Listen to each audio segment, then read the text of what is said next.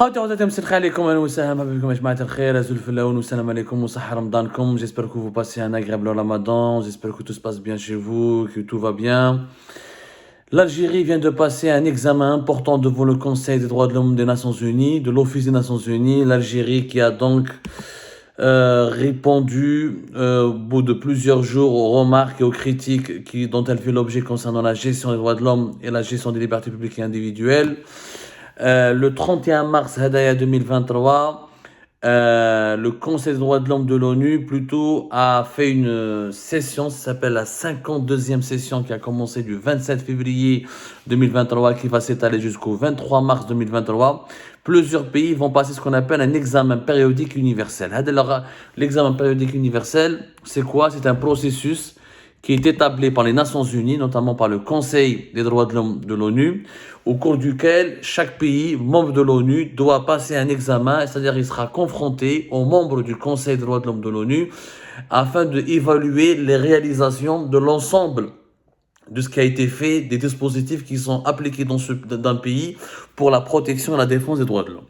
Et de l'examen périodique universel, il permet aux pays membres de l'ONU d'être questionnés, interrogés, on leur demande des comptes, des explications concernant les dérives ou les atteintes caractérisées ou enregistrées ou constatées en matière de défense et de préservation des droits de l'homme. Donc c'est un processus important auquel l'Algérie vient de le passer et vient de l'effectuer, vient de subir cet examen. Il y a un communiqué officiel qui a été publié par le rapport, on appelle ça le rapport du groupe de travail sur l'examen périodique universel. Donc le Conseil des droits de l'homme, qui relève donc de l'Assemblée générale des Nations Unies, le Conseil des droits de l'homme qui relève du Haut Commissariat chargé des droits de l'homme qui est basé à Genève, au niveau de l'Office des Nations Unies à Genève, a fait un rapport, parce qu'il y a pour chaque examen périodique universel, pour chaque pays, lorsque chaque pays passe un examen périodique universel, il y a un groupe de travail qui fait un rapport et qui répertorie toutes les remarques, les constatations, les critiques, les arguments, etc., qui ont été utilisés ou évoqués pour parler de la situation des droits de l'homme dans ce pays-là. C'est très important parce que malheureusement en Algérie, on a une culture juridique, on a comment les instances internationales fonctionnent. Très peu d'Algériennes et d'Algériens connaissent le Conseil des droits de l'homme de l'ONU, alors que c'est un organe très très important. Il est le siège du Conseil d'ailleurs, il est au palais. Voilà, c'est le Palais des Nations à Genève. Le Palais des Nations à Genève. Le Conseil des droits de l'homme de l'ONU, il est depuis 2006.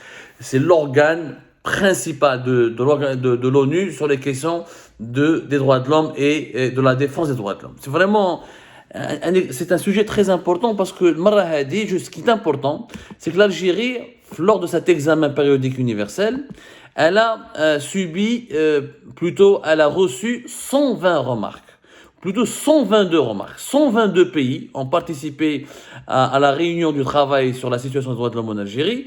L'Afrique du Sud, de l'Allemagne, en passant par l'Argentine, l'Arménie, le Zimbabwe, le Yémen, le Vietnam, le Turkménistan, l'Ukraine, et tous les 122 pays ont fait des remarques ou des recommandations à l'Algérie concernant la situation des libertés publiques et des libertés individuelles ou la situation des droits de l'homme. Des remarques intéressantes, des remarques importantes.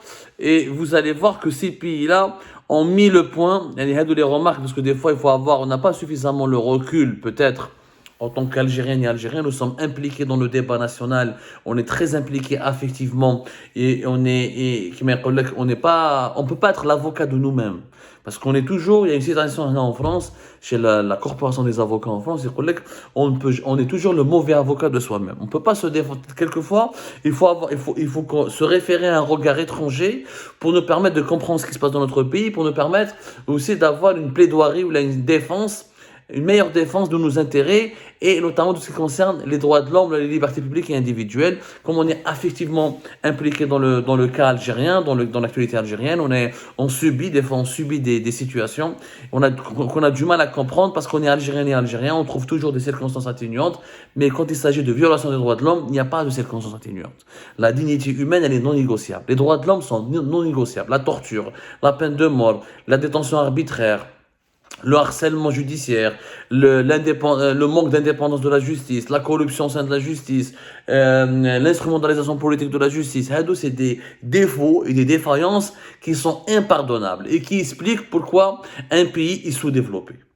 Un état de droit, aujourd'hui, toutes les expertises, toutes les études internationales démontrent qu'un état de droit, qu'une justice indépendante et professionnelle, qu'un pays bien gouverné, qu'un pays où les libertés publiques individuelles sont respectées, promues et reconnues, c'est des pays qui sont voués au développement. Les pays qui malheureusement nagent dans le délire de la dictature, ce sont des pays qui malheureusement restent dans le sous-développement parce que la dictature empêche la liberté d'entreprendre. Quand il n'y a pas de liberté publique individuelle, on ne peut pas créer des entreprises, on ne peut pas, pour commercer, créer des entreprises, créer de la richesse, faire des industries, faire de la science, ou de la recherche scientifique, ou du progrès, ou la technologique, il faut un certain nombre de libertés publiques et individuelles. Moi, la question des droits de l'homme et des libertés publiques individuelles, elle est liée directement au développement. On ne peut pas être un pays développé en étant un pays de prisonniers. Même des pays dictatures comme la Chine, la Russie, c'est des pays, oui, c'est vrai, c'est des dictatures, mais il y a des justices qui fonctionnent, il y a plus ou moins des états de droit. Et la majorité des pays riches, c'est des pays démocratiques. La majorité, quand on prend le classement des 25 pays riches, et on va les classer, on verra, ce sont tous majoritairement des pays prospères parce que ce sont des pays démocratiques. Quelques dictatures, oui, sont riches, elles sont puissantes, mais ça reste quand même, leur développement reste limité et elles n'arrivent pas encore à dominer l'ordre mondial. Alors que les pays les plus puissants demeurent, comme les États-Unis d'Amérique, première puissance au monde, une puissance démocratique. Alors qu'est-ce que la communauté internationale, quelles sont les observations et les recommandations qui ont été faites par les membres de la communauté internationale à l'Algérie? On donne un exemple. Par exemple, l'Ukraine. L'Ukraine, elle a fait... il y a eu 43 propositions qui ont été retenues par l'Algérie, par exemple, que l'Algérie s'est engagée à examiner. Par exemple, l'Ukraine, elle a demandé à l'Algérie de ratifier le protocole facultatif se rapportant à la Convention contre la torture et autres peines ou traitements cruels, inhumains ou dégradants. Et elle a demandé aussi à l'Algérie, l'Ukraine, de ratifier le protocole facultatif se rapportant au pacte international relatif aux droits civils et politiques visant à abolir la peine de mort. L'Ukraine demande à l'Algérie d'abolir la peine de mort, d'appliquer réellement la Convention contre la torture et les peines ou traitements cruels et inhumains et dégradants. C'est comme ça que l'Ukraine pense que c'est comme ça. C'est la proposition qui a été faite. C'est une critique et une proposition à la fois. C'est-à-dire que l'Ukraine pense que l'Algérie elle est défaillante à ce niveau-là et qu'elle devrait corriger la lutte contre la torture ou contre les traitements cruels et inhumains et dégradants, et elle devrait abolir la peine de mort. Ça, c'est l'Ukraine. L'île Maurice, par exemple, un pays du continent africain, l'un des pays les plus stables du continent africain, avec le Danemark et l'Estonie, ont demandé à l'Algérie de ratifier le protocole facultatif se rapportant à la Convention contre la torture et autres peines ou traitements cruels, inhumains ou dégradants. Là encore, la question de la torture revient beaucoup. Le Danemark, l'Estonie et l'île Maurice estiment que l'Algérie ne lutte pas suffisamment contre les tortures. Et il y a eu beaucoup de scandales de torture dans les commissariats, dans les prisons en Algérie. Je vous ai parlé tout à l'heure dans la première émission du rapport mondial 2022 de Amnesty International qui rapporte des cas de torture assez graves. Ben Halima, l'ex-déserteur de la mer Algérienne qui est devenu un activiste politique, a été extradé vers l'Algérie en 2022. Beaucoup d'activistes du Hirak. Il y a eu beaucoup d'affaires d'opposants, d'activistes du Hirak, de militants qui ont été malheureusement torturés, maltraités, qui ont subi des traitements dégradants et inhumains. Et nous avons fait toute une chronique depuis 2019 jusqu'à aujourd'hui, sans parler de ce qui s'est passé en Algérie, la décennie noire. Il y a une véritable question, même s'il y a eu une amélioration notable par rapport aux années sombres ou aux années de Brest, à les années 90, l'Algérie quand même n'a pas encore l'arsenal juridique plutôt judiciaire et politique et législatif qui lui permet de protéger définitivement ses citoyens et ses citoyennes contre les tortures et les traitements dégradants et humiliants. Nous, par exemple, le Ghana a fait la même chose. Le Ghana a fait la même remarque. Et l'Algérie, pour le Ghana, doit redoubler d'efforts pour appliquer la Convention contre la torture et autres peines de traitement cruel et inhumain ou dégradant. Tout est noté dans le rapport ADR sur le groupe de travail concernant l'examen périodique universel auquel a été soumise l'Algérie. Le Costa Rica, par exemple, il a insisté, il a critiqué l'Algérie concernant la protection de toutes les personnes qui ont des disparitions forcées, que l'Algérie n'applique pas suffisamment, encore une fois, la Convention contre la torture et les traitements cruels, inhumains ou dégradants. Le Costa Rica, par exemple, il demande à l'Algérie de se conformer au statut de Rome de la Cour pénale internationale. La Serbie, elle a demandé, comme le Costa Rica, à l'Algérie, est-ce qu'elle ratifie la Convention internationale qui protège toutes les personnes contre les disparitions forcées et qu'elle doit absolument faire des efforts aussi pour l'amélioration des droits des personnes handicapées dans sa législation nationale. Beaucoup de pays ont fait des remarques à l'Algérie. Le Cap-Vert a demandé aussi à l'Algérie de ratifier toute la convention internationale pour la protection de toutes les personnes contre les disparitions forcées. Le Danemark, il a beaucoup insisté sur les violences faites à l'égard des femmes. Le Danemark, il dit que l'Algérie doit combattre les violences à l'égard des femmes en ratifiant la Convention du Conseil de l'Europe sur la prévention et la lutte contre la violence à l'égard des femmes et la violence domestique. Même la France s'est alignée sur le Danemark concernant cette position. Elle estime donc, concernant ce sujet plutôt, elle estime que les femmes algériennes ne sont pas suffisamment protégées par les lois algériennes, ne sont pas suffisamment protégées par les services de sécurité et la justice algérienne lorsqu'il s'agit de lutte contre les féminicides, notamment les féminicides à la Ben Anchouf ou des crimes très graves en Algérie, très crapuleux avec des